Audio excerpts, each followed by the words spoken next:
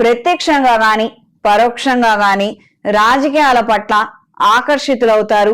కొంతమంది మీకిచ్చే ప్రోత్సాహం ఉత్సాహం కారణంగా కొన్ని నూతన పదవుల గురించి, కొన్ని రకాలైనటువంటి ప్రతిష్టతో కూడుకున్నటువంటి అవకాశాల కోసం ఎంతగానో ప్రయత్నిస్తారు. సామాజిక సేవా కార్యక్రమాల పట్ల ఆకర్షితులవుతారు.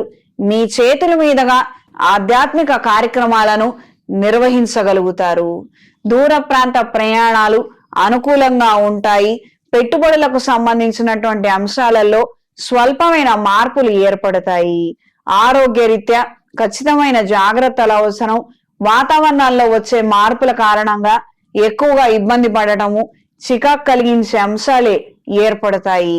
కొన్ని సందర్భాలలో ఉద్యోగం చేయలేక తాత్కాలికంగా సెలవులు తీసుకోవాల్సినటువంటి పరిస్థితులు, కొన్ని కారణాలు ఏర్పడతాయి.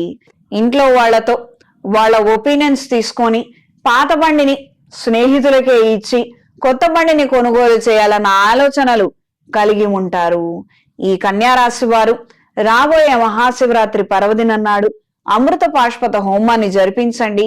శివపార్వతుల అనుగ్రహాన్ని పొందుతారు. చేతికి మహాపాష్పత కంకణాన్ని ధరించండి.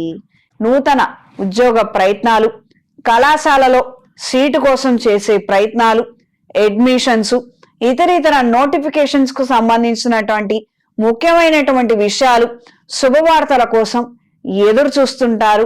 తాత్కాలికంగా కొన్ని అంశాలలో మీకు మంచి మార్పులు, శుభవార్తలు విన్నప్పటికీ ఒక రకమైనటువంటి డిస్సాటిస్ఫాక్షన్, ఇంకా నేను వినాలనుకున్నది నాకు వినపడడం లేదు అన్న రకమైనటువంటి ఆందోళన కలిగి ఉంటారు. కొన్ని శుభవార్తలకు సంబంధించినటువంటి విషయాలు ఆలస్యమైనప్పటికీ ఖచ్చితంగా మీ చెవిన పడతాయి.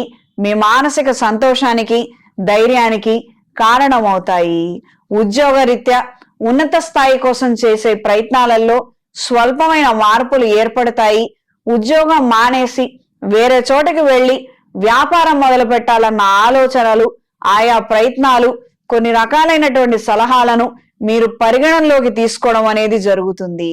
ఈ వారం కన్యా రాశి వారికి కలిసొచ్చే రంగు నీలం, కలిసొచ్చే దిక్కు తూర్పు, కలిసొచ్చే సంఖ్య 3. ప్రతిరోజు రుణ విమోచక అంగారక స్తోత్రాన్ని పఠించండి.